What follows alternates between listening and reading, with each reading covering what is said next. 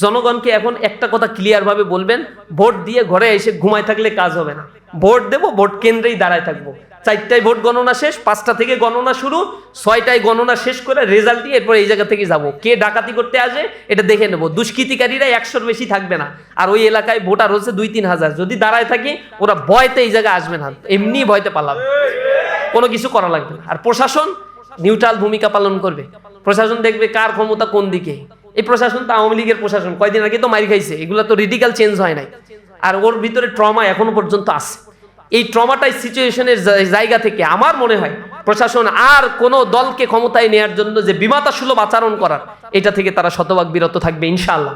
আমরা প্রশাসনের কাছে এই দাবি করি যে আপনারা নিরপেক্ষভাবে ইতিহাসের পাতায় স্মরণীয় হয়ে থাকেন।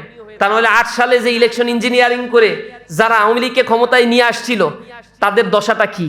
লেন্দুক দর্জির মতো হয়ে গেছে। এখন বিদেশে এতিমের মতো ঘুরে বেড়ায়, মানুষ পাইলে থুথু দেয় তাদেরকে। এই চরিত্র নিয়ে বাঁচবেন